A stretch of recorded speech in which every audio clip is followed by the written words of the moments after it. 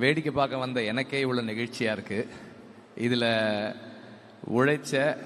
உழைக்கிற அகரத்தை சேர்ந்தவங்க, அகரத்தை வழி நடத்திக்கிட்டு இருக்கிற சூர்யாவுக்கும் அவருடைய டீமுக்கும் இது எவ்வளவு நெகிழ்ச்சியாக இருக்குன்றது எனக்கு தெரியுது. ஏன்னா ஒவ்வொரு மாணவரும் இங்கே வந்து அவங்களோட பயணத்தையும் இன்னைக்கு அவங்க வந்து சேர்ந்துருக்கிற இடத்தையும் அவங்க சொல்லும் போதெல்லாம் நான் என்ன நினைக்கிறேன்னா, எனக்குள்ள ஓடுறது ஒன்னே ஒன்று தான், இந்த அகரம் இல்லாமல் இருந்திருந்தால் அவங்க வாழ்க்கை என்னவா இருக்கும் அப்படின்னு தான் நான் யோசிச்சுக்கிட்டே இருந்தேன். அகரம் இருந்ததால் என் வாழ்க்கை இது அப்படின்னு சொன்னாங்க. அகரம் இல்லாமல் இருந்திருந்தால் அவங்க வாழ்க்கை என்னவா இருந்திருக்குமோன்னு ஒரு உணர்வு ஏற்பட்டுச்சு எனக்கு. நமக்கு எல்லாருக்குமே வந்து ஒரு காலகட்டத்தில் ஒரு வாய்ப்பு கிடைக்கும்.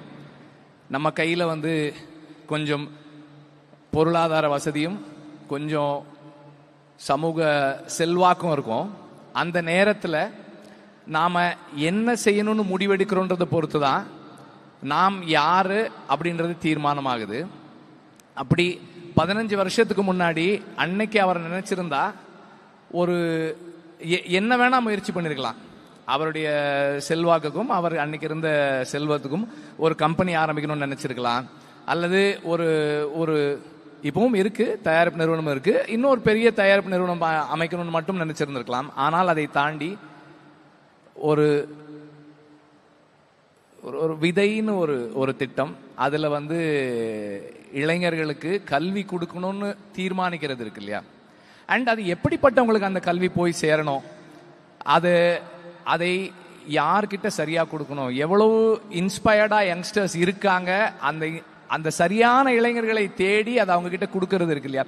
நான் கொஞ்சம் விசாரிச்சதுல சொன்னாங்க 98% சக்சஸ் ரேஷியோ.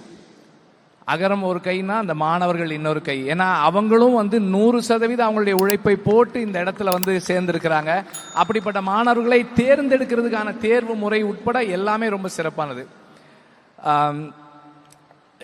ஹியூமன் கைண்ட் அப்படின்னு ஒரு புத்தகம், அந்த புத்தகத்தினுடைய அடிப்படை என்னன்னா, மனிதர்களுடைய தனித்துவம் அப்படின்றது என்னன்னா, மற்ற விலங்கில் இருந்து நம்மை விட புத்திசாலி உயிரினங்கள், அந்த ஹோமோசெப்பைன்ஸை விட சிறந்த உயிரினங்கள் இந்த மண்ணில் வாழ்ந்திருக்கு.